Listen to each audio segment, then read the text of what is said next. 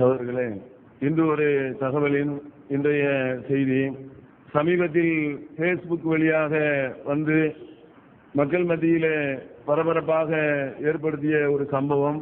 அதாவது அயல் நாட்டிலே சிறுவனோ சிறுமியோ அவனுடைய உடம்பின் மீது ஒரு வண்டி ஏறி ஏற்றுற அந்த டிரைவர் முன்னாடி ஏற்றுவதை பார்த்து கொண்டு பின்னாடி திரும்ப பின்வீலையும் பார்த்து கொண்டே ஏற்றக்கூடிய ஒரு நிலையும், அதற்கு பிறகு ஒரு 5-6 வாகனங்கள் வந்த அந்த வாகனமும் தொடர்ச்சியாக அந்த உடம்பின் மீது பார்த்து கொண்டே ஏற்றிய ஒரு நிலையும், கடைசியாக வந்தவர்கள் வந்து அந்த உயிரை கைப்பற்றி எடுக்கிறாங்கன்னு வைங்களேன். இந்த சம்பவங்கள் வந்து ஒரு பெரிய பதற வைக்கக்கூடிய ஒரு சம்பவமாக, அதாவது இந்த காலத்தில் நீங்கள் எடுத்துக்கொண்டால் மனித நேயங்கள் வந்து முற்றிலுமாக அற்றுப்போன ஒரு காலத்தில் தான் மனிதர்கள் வாழ்ந்து கொண்டிருக்கிறோம். 50 ஆண்டுகள் 100 ஆண்டுகளுக்கு முன்னெல்லாம் மனித நேயம் ஓரளவுக்கு சமுதாயத்தில் இருந்து கொண்டிருந்த நிலையில் இன்றைக்கு பாத்தீங்கன்னு சொன்னா எல்லா விஷயங்களிலுமே மனித நேயம் அற்றுப்போன நிலையும், கற்பழித்து கொலை பண்ணிடுறான், திருடி அங்க போய் கொலை பண்ணிடுறான், விபத்து நடந்துச்சுன்னா அங்க போய்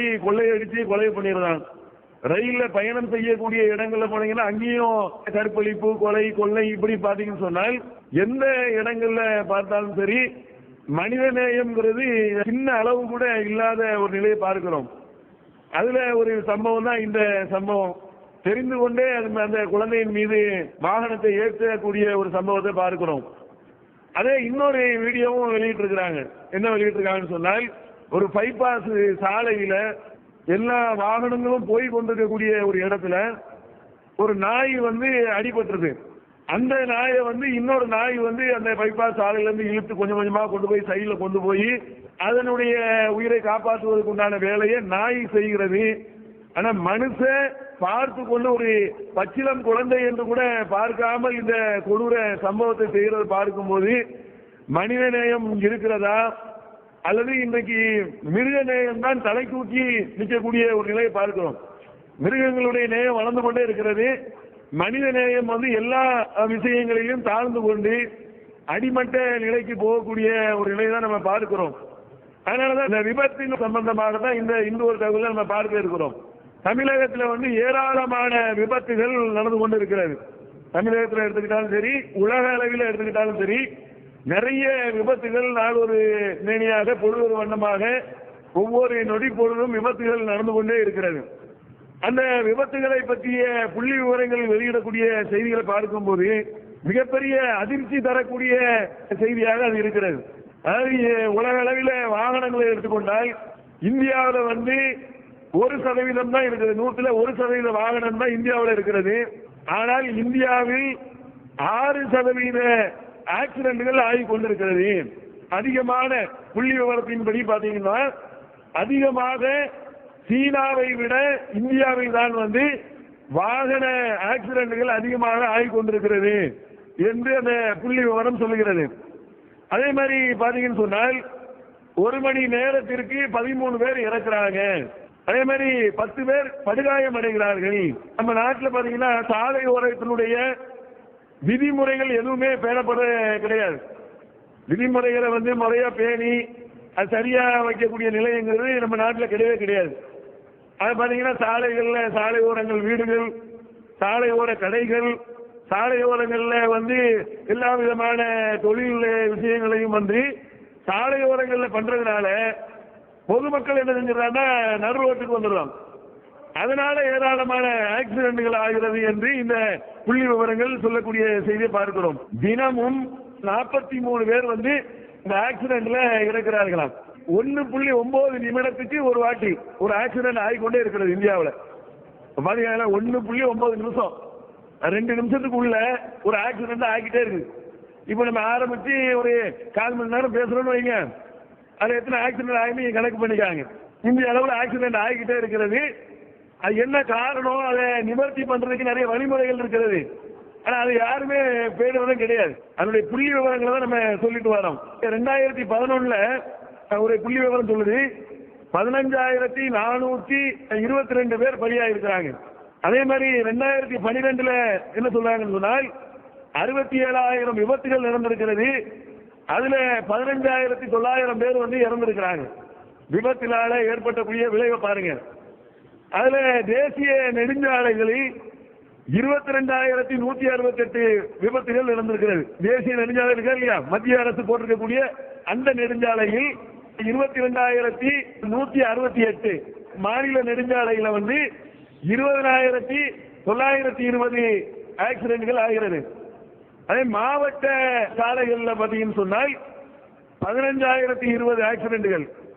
அதே மாதிரி கிராம சாலைகளில் பார்த்தீங்கன்னு சொன்னால் 7,765 விபத்துகள் நடக்கிறது. சாலையில் நடந்து செல்வோர் மூலியமாக ஏற்படக்கூடிய விபத்துகள் சொன்னால் 1,747 விபத்துகள் சாலையில் நடந்து செல்பவர்களால் ஏற்படுகிறது. இதுல கவனிக்க வேண்டிய விஷயம் என்னன்னு சொன்னால், இந்திய நாட்டில் நடக்கக்கூடிய ஏராளமான ஆக்சிடென்ட்களுக்கு 91% ஆக்சிடென்ட்களுக்கு யார் காரணம் என்று சொன்னால் வாகன ஓட்டி தான் காரணம், டிரைவர் தான் காரணம், பைக் ஓட்டி தான் காரணம். ஓட்டக்கூடிய அந்த ஓட்டுநர்கள் பண்ணக்கூடிய தவறினால் ஏற்படக்கூடிய விபத்துகள் தான் 91% நடந்து கொண்டிருக்கிறது. யார் யாரெல்லாம் பாதிக்கப்படுறாங்கன்னு சொன்னால் முதியவர்கள், சிறியவர்கள், பெண்கள், எல்லா வயது தரப்பில் உள்ளவர்களும் இதுல பாதிக்கப்படுறாங்க. முழுமையா இறந்துட்டா அது ஒரு விஷயம் வைங்க, இறக்காம கை முறிஞ்சி, கால் முறிஞ்சி, கண்ணு போய், வாய் போய், கோமா ஸ்டேஜுக்கு போய், இது பாத்தீங்கன்னா இது ரொம்ப மிகப்பெரிய ஒரு பாதிப்பை ஏற்படுத்தக்கூடிய நிலை. இது அந்த வாகன ஓட்டிகளுக்கு சொல்லக்கூடிய அறிவுரை அரசாங்கமும் அதே மாதிரி ஆலோசனை சொல்லக்கூடிய குழுக்களும் என்ன சொல்றாங்கன்னு சொன்னால், பெரும்பாலும் வாகன ஓட்டிகளை போட்டு செக்கு மாடு மாதிரி இழுக்க வைக்கக்கூடிய வேலையை செய்யறாங்க. பார்த்தீங்கன்னா இந்த கம்பெனிகள்ல இதெல்லாம் பார்த்தீங்கன்னு சொன்னால் தொடர்ச்சியா 2 நாள் 3 நாள் ஷிஃப்ட் அப்படின்னு சொல்லி அவன் வருவான், ஹைதராபாத்ல இருந்து வருவான், வந்துட்டு அடுத்த நாள் இங்க இருந்து லாரி எடுத்து தூங்குறதுக்கு ஒரு 1/2 மணி நேரம் கூட தூங்க முடியாது. தூங்கலன்னா எப்படி வாகனத்தை ஓட்ட முடியும்? அப்ப தூக்கமின்மையினால், அசதியினால் இந்த ஆக்சிடென்ட் ஆகிறது. குறிப்பாக என்னன்னு சொன்னாங்கன்னு சொன்னால், அதிகாலை 2 மணியில இருந்து 6 மணி வரைக்கும் சரியான தூக்கம் வரக்கூடிய நேரம் தானே, குழு குழுன்னு பயங்கரமா இருக்கக்கூடிய நேரம். எந்த ஒரு திருட போக முடியாது, அந்த நேரத்தில் இருக்குவான், திருட போவான். அந்த மாதிரியான நேரத்துல தான் ஆக்சிடென்ட் ஆகுது. அதனால அந்த மாதிரியான நேரத்தில் எங்கேயாவது வண்டியை போட்டுட்டு ஓய்வெடுங்க. இன்னும் சொல்ல போனா எப்படி ஆய்வறிக்கைகள் சொல்லுன்னு சொன்னால், வெளியூர்ல இருந்து வராங்கன்னு வைங்க, ரொம்ப தூரத்துல இருந்து பயணம் பண்ணி வராங்கன்னு சொன்னால் ஆக்சிடென்ட் ஆகுறக்கூடிய இடங்கிறது ஒரு குறிப்பிட்ட இடம், எல்லா இடத்துலயும் ஆகுறது கிடையாது. இந்த காஞ்சிபுரத்துக்கு அங்க, செங்கல்பட்டுக்கு இந்த மாதிரியான ஏரியா இருக்கு இல்லையா, அந்த நேரத்துல தான் இந்த நேரம் வருது பாருங்க. கரெக்டா 2 மணி 3 மணி 4 மணி இந்த 5 மணிலாம் வர்றதுன்னு சொன்னால் சென்னையை ஒட்டி வருவதற்கு முன்னால உள்ள அந்த பகுதி இருக்கு இல்லையா, அந்த இடத்துல அதிகமான ஆக்சிடென்ட் ஆகுதுன்னு சொல்லி ஒரு ஆய்வு கண்டுபிடித்திருக்கிறாங்க. காரணம் என்னன்னு சொன்னால், அவன் எடுக்கக்கூடிய நேரம் அந்த நேரம், வரக்கூடிய நேரம் இந்த நேரம், இந்த நேரத்துல தூக்கம் மிகைக்கிறதுனால கொண்டு போய் இணைஞ்சுங்கிறதா விட்டு 1 நிமிஷம் தானே. அதாவது வாகன ஓட்டிகளை பொறுத்த வரைக்கும் ரொம்ப நேரம் ஒண்ணு இல்லை, ஒரு கண்ணி வைக்கிற நேரத்தில் அது மாதிரி ஏறி போய் அப்படியே பெரிய பெரிய ட்ரக்கெல்லாம் பார்க்கணும், அப்படியே அடிச்சுட்டு போய் சின்ன பின்னமாக கொண்டு போட்டு பார்க்கிறோம். ஃபேமிலியோட போறவங்க எல்லாம் அடிச்சு 10 பேர் மரணம், 15 பேர் இறந்துட்டாங்க, 20 பேர் செத்துட்டாங்க, குழந்தைகள், முதியவர்கள், பெண்கள் சொல்லி இவ்வளவு பேர் சாகுறாங்களே. காரணம் என்னன்னு சொன்னா, மௌத்து வீட்டுக்குன்னு போவாங்க, இங்க போய் மௌத்தை விசாரிச்சு அதே வண்டியில போயிட்டு அடுத்த உடனே கிளம்பி வந்துருவாங்க. வரும்போது ஆக்சிடென்ட். ஓய்வு எடுக்கணுமா இல்லையா? அப்ப இந்த மாதிரியான ஒரு திட்ட அமைப்பு மதியத்துல 2ல இருந்து 4 சொல்றாங்க. மதியத்துல 2 மணில இருந்து 4 மணி வரைக்கும் அதுல கவனமா இருந்துருக்காங்க. ஏன்னா சாப்பிட்ட பிறகு ஒரு மதமதப்பு இருக்குமா இல்லையா, உண்ட மயக்கம் உண்டதுக்கு உண்டுன்னு சொன்ன மாதிரி அது ஒண்ணு இருக்கு, அதுல ஓய்வு எடுத்துக்காங்கன்னு இந்த ஆய்வறிக்கை சொல்லக்கூடிய நிலையை நம்ம பார்க்கிறோம். அதிகமாக ஆக்சிடென்ட்கள் பெருகிறதுக்கு காரணம் என்னன்னு சொன்னால், மது கடையினாலும் மது குடிப்பதனாலும் பெருகி இருக்கிறது. போயிட்டு இருந்தோம், ஊருப்பா ஊருப்பா அப்படிங்கிறாங்க. சாராய கடையும் வச்சிருக்காங்க, மது கடையும் தொடர்ந்து வச்சிருக்காங்க. இந்த தேசிய நெடுஞ்சாலையில் வாகனங்கள் போகக்கூடிய அந்த நெடுஞ்சாலையில 600 மதுக்கடைகள் இருக்கிறதா. அவன் அங்க போய் கரெக்டா போய் தண்ணி அடிச்சுட்டு மதுவுல வண்டி ஓட்டின அவனுக்கு என்ன தெரியும், அப்படியே மெய் மறந்து யாருக்குமே தூக்கம், யாருக்குமே டயர்டு, யாருக்கு மேல தண்ணி. இதனால் ஏராளமான விபத்துகள் ஏற்படுகிறது. மதுவினால் விபத்துகள் ஏற்படுவது அதிகமாக இருக்கிறது. அது மட்டும் இல்லாம மது குடித்தவங்களுக்கு ட்ரீட்மெண்ட் கூட பண்ண முடியாது, அந்த மாதிரியான ஒரு சூழலும் இருக்கிறதுங்கிறத இந்த ஆய்வறிக்கை சொல்லக்கூடிய செய்தியை பார்க்கிறோம். இன்னைக்கு பாத்தீங்கன்னா எல்லாத்துலயும் இருக்கக்கூடிய ஒரு பலவீனம் என்னன்னு சொன்னால், செல்போனை வைத்துக் கொண்டு வண்டி ஓட்டுறது, செல்போன்ல பேசிக்கிட்டு செல்போனை காதில் வச்சுக்கிட்டு அப்படியே போய் முத்தடியில் போய் விடுறது, அங்கே போய் மோதுறது, சிக்னலை தாண்டி போறது, அவன் வந்து தமால் வந்து இடிக்கிறது. இது நிறைய வந்து செல்போனினால் விபத்துகள் அதிகமாக ஏற்படுகிறது. ஏன்னா உங்களுக்கு வந்து அதை கரெக்டா தீர்மானிக்க முடியாது. வண்டியும் ஓட்டணும், ஸ்டேரிங்கையும் பார்க்கணும், பிரேக்கையும் பார்க்கணும், ஆக்சிலேட்டரையும் பார்க்கணும், கிளச்சையும் பார்க்கணும், மிரரையும் பார்க்கணும், பின்னாடியும் பார்க்கணும், முன்னாடியும் பார்க்கணும், யாராச்சும் கொடுக்க வந்துட்டு அதையும் பார்க்கணும், சிக்னலையும் பார்க்கணும். அதோட நீ பேசிக்கிட்டு இருக்கக்கூடிய பேச்சிலையும் கவனம் செலுத்தினால் கவன சிதைவு ஏற்படுகிறது. அதனால் அதிகமான ஆக்சிடென்ட்கள் ஆகுறது. நிறைய பேர் பார்க்கலாம், நம்மளே நிறைய பேர் பார்த்துருக்கிறோம். வாகனத்தில் போயிட்டே இருப்பாங்களா, இவன் பேசிக்கிட்டே வருவான். வீட்டில் உள்ள டென்ஷன் தாங்க முடியாது, அப்படியே வச்சுக்கிட்டு இருப்பான், காதில் அப்படி வச்சுக்கிட்டே இருப்பான். வைடி போல வைடி அப்படிம்பான். இவன் வைக்க வேண்டியதானே, இவன் வண்டி தான் வந்துகிட்டு இருக்கிறான். அந்த அறிவு வேலை செய்ய பாருங்க, மூளை வேலை செய்யாதனால கொண்டாடிக்க சொல்லுவான், ரோட்ல கட்டிக்கிட்டு போவான், போன வைடி போல அப்படிம்பான். ஏதாச்சும் அவனை புரிஞ்சு உட்கார இப்படின்னு சொல்லுவாங்க. இங்க பெரிய பார்க்கிறவங்களுக்கு நம்ம இங்க சேர்ந்து வந்த மாதிரி இருக்கும். ஆனா விளைவு என்னன்னு சொன்னால் அந்த நேரத்தில் அவன் என்ன செய்யறான்னு அவனுக்கு தெரியாமல் கொண்டு போய் மோதக்கூடிய எத்தனையோ பெரியவர்கள்லாம் பார்க்கிறோம். அவங்களுக்கும் புரியாது, செல்போனை காதை வச்சிருவாங்க. இங்க அவன் வந்து ஆர்ம அடிச்சுக்கிட்டே இருப்பான், நான் அப்புறம் பேசுறேன் 10 வாட்டி சொல்லிக்கிட்டு இருப்பான். அப்ப என்ன, அந்த போனை நம்ம தூக்கி உள்ள போட்டா கூட பிரச்சனை இல்லை அப்படின்னு கூட அறிவு கூட வேலை செய்யாத அளவுக்கு போகுதுன்னு சொன்னால், அந்த செல்போனை வைத்துக் கொண்டு நாம வாகனம் ஓட்டினால் மிகப்பெரிய விபத்து நடக்கிறது. பல விஷயங்கள்ல பார்த்தீங்கன்னா மெசேஜ், SMS எல்லாமே செல்போன் ஓட்டிக்கொண்டு செய்யக்கூடிய காரியத்தை நம்ம பார்க்கிறோம். இது பெரிய அளவில் விபத்தை ஏற்படுத்தினால பலருடைய வாழ்க்கை நாசமாவதற்கு இந்த காரியங்கள் முக்கியமானதாக இருக்கு என்று சொன்னால், செல்போனால 23 மடங்கு விபத்துகள் அதிகரிச்சிருக்கிறோம். அப்ப அதை நம்ம கவனத்தில் கொள்ள வேண்டும். அதே மாதிரி பாத்தீங்கன்னு சொன்னால் பாதுகாப்பற்ற முறைகள், வாகனத்தை ஓட்டிட்டு போறதாக இருந்தால் அதனுடைய எல்லா பாதுகாப்பும் இருக்குதா, பிரேக் சரியா இருக்குதா, ஆக்சிலேட்டர் சரியா இருக்குதா, அதனுடைய லைட் ஒழுங்கா ஒர்க் ஆகுதா, எதுவுமே பாக்குறதில்ல. அவன் மாட்டு போட்டுட்டு போயிட்டே இருப்பானா, திடீர்னு போய் மோதக்கூடிய பிரேக் பிடிப்பாங்க, புடிதான் நிக்காது. எப்படி நிற்கும், நீ முதல்ல அதை ரெடி பண்ணி பார்க்கணுமா இல்லையா? கிளி என்ன காதலி அப்படின்னு எழுதி போட்டிருப்பான். இந்த ஆந்திரா வண்டிகள்லாம் பார்த்தீங்கன்னா எழுதி போட்டிருப்பாங்க, டெய்லி இதை செக் பண்ணு, டெய்லி அதை வந்து நீ கவனி. அப்ப அதை கவனிக்க வேண்டிய அம்சங்கிற விஷயங்களை நம்ம கவனித்தால் பெரும்பான்மையான ஆக்சிடென்ட்களை நம்ம தவிர்க்க முடியும்.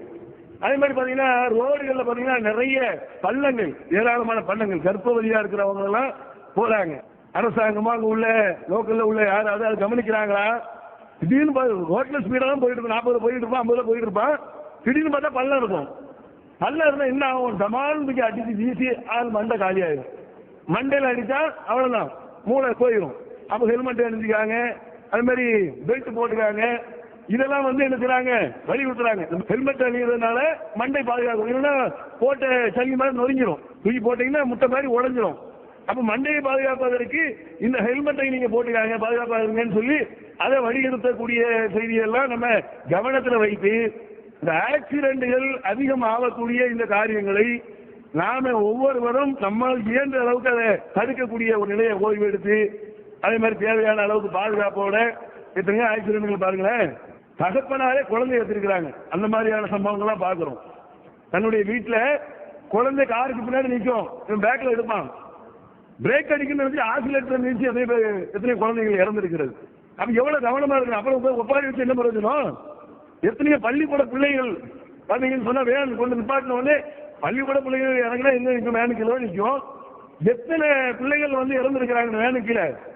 ஏதாச்சும் அதுக்கு ஒரு தடுக்கிறதுக்கு ஒரு முறையை ஏற்படுத்தினாங்களா? அப்போ அளவுக்கு அதிகமான மக்களை ஏற்றிக்கொண்டு அந்த சாலை விதிகளை வந்து முறையா கடைபிடிக்காம சிக்னல் போட்டு ஒழுங்கா முறையா அப்படி ஆக்சிடென்ட்கள் நிறைய இன்டர்நெட்ல வெளியிட்டு இருக்கக்கூடிய காட்சிகளை நம்ம பார்க்கிறோம். அப்ப சாலை விதிகளை முறையாக கடைபிடித்து ஒழுங்கான முறையில் கொண்டு போனோம்னு சொன்னால் இந்த விபத்துகள் தவிர்க்கப்படும். அதே நேரத்தில் ஒரு இடத்துல விபத்து நடந்துட்டா அவர்களுக்கு உண்டான உதவிகளை நம்ம செய்யற முறையை நம்ம ஏற்படுத்திக் கொள்ள வேண்டும். நபிகள் சொன்னாங்க, குல்லு மாரூஃபின் சதகா, ஒவ்வொரு நல்ல காரியங்களும் தர்மம் தான். ஒரு சின்ன காரியத்தை செஞ்சா கூட அது தர்மமாக ஆகிறது. ரோட்ல கிடக்கக்கூடிய முள்ள எடுத்து போட்டாலே தர்மம் சொன்னால் ஒருத்தருடைய உயிரை காப்பாற்றுறது எவ்வளவு பெரிய தர்மம், எவ்வளவு பெரிய நன்மை தரும்.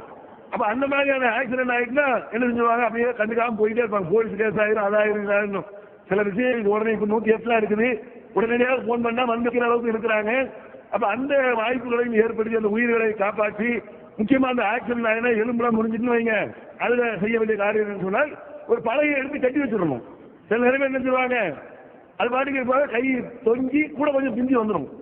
ஒரு ஆக்சிடென்ட்னா ஒரு பலகையோ ஒரு கட்டையோ எடுத்து அதுக்கு நேரம் வச்சு கட்டி, ரத்தமாவதுன்னா அதுக்கு உண்டான பேக் பண்ணி கரெக்டா ரத்தம் வெளியேறாத இந்த மாதிரியான முயற்சிகளை செய்து அந்த ஆக்சிடென்ட்களையும் அதையும் தவிர்த்து அரசாங்கம் அதற்கு உண்டான சாலைகளுடைய விதிகளை எல்லாம் இன்னும் அழகான முறையில் கொண்டு வந்து நல்ல ஒரு நிலையை ஏற்படுத்த வேண்டும். பாத்தீங்கன்னா காலேஜ் பசங்க, வாலிப பசங்க இவங்கெல்லாம் பாத்தீங்கன்னு சொன்னால் ரேஸ் போகக்கூடிய ஒரு முறை. பண்டிகை தினங்கள் பாத்தீங்கன்னு வைங்களேன், அவங்க என்ன செய்யறானுங்க, ஒரு பக்கம் அதுல பயங்கரமான ரேஸு. மற்றபடி சிட்டிகள்லேயே பாத்தீங்கன்னா ரேஸ் போறேன்னு சொல்லி பயங்கரமா முறுக்கிக்கிட்டு, கொஞ்சமாச்சும் ஒரு அறிவு இருக்குதா, மூளை இருக்குதா, மூளை கொஞ்சம் கூட இல்லாத ஒரு காரியத்தை செய்யறாங்க. ரேஸ் போறதாக இருந்தா நீ போ, அதுக்குன்னு தனியா பயிற்சி இடங்கள் இருக்கு, அதுக்குன்னு இடங்கள் மைதானங்கள் இருக்கு, அங்க போய் ரேஸ் போய்க்க. பொதுமக்கள் போகக்கூடிய இடங்கள்ல அதுல முதியவர்கள் வயசானவங்க ரொம்ப பார்த்து கவனமா மெதுவா ஓடிக்கிட்டு போவாங்க. எத்தனையோ நோயாளிகள் போயிட்டு இருக்கிறாங்க, எத்தனையோ வயோதிகர்கள் போறாங்க, எவ்வளவு பேர் ஆஸ்பத்திரிக்கு கர்ப்பவதியாக போகக்கூடிய இவங்க எல்லாம் போது சர்வீஸ் அடிச்சுட்டு போறான்னு சொன்னா பயத்திலே அவங்க கொண்டு போய் அவன் போயிடுவான். இவன் ஆக்சிடென்ட் ஆகி விழக்கூடிய நிலை ரொம்ப அது அதிகமான நிலையில் ஆக்சிடென்ட் ஆகக்கூடிய நிலை இருக்கிறது. அதனால இந்த காரியத்தையும் சமுதாயம் வந்து என்ன செய்யணும், விட்டு விலகணும் கூறி இந்த ஒரு தகவலை முடித்துக் கொள்கிறேன். அஸ்ஸலாமு அலைக்கும் வரஹ்மத்துல்லாஹ்.